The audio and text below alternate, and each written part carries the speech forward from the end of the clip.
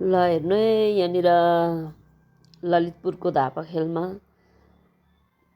यस्तो रमाइलो ठाउँ रहेछ। हेर्नु त नागदा नागदा भनेको सुनेको थिएँ। यत्रो ठुलो नागदा रहेछ कि यहाँ। आम्मा यत्रो ठुलो पहाडी।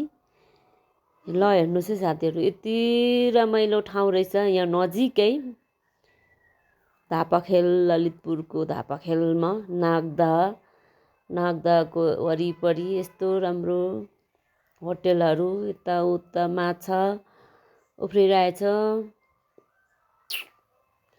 अनि मनी देखा परेको यता ल हेर्नुहोस्, यसरी घुम्दै फिर्दै जाँदा नागदामा पुगियो। हेर्नुहोस् न यस्तो राम्रो पहाडी रहेछ क्या नागदामा। ललितपुरतिर कतिवटा यस्तो पहाडी रहेछ के यत्तिकै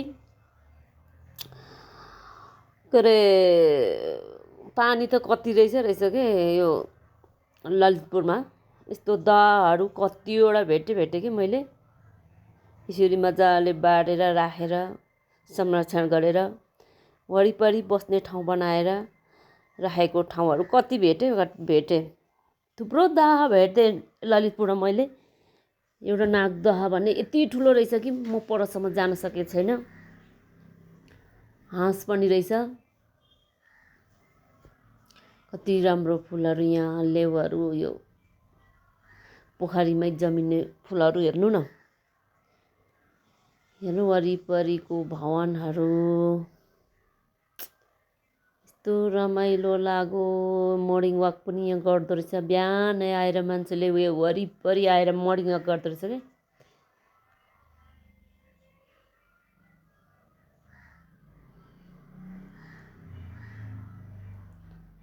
यस्तो रमाइलो लाग्यो। म त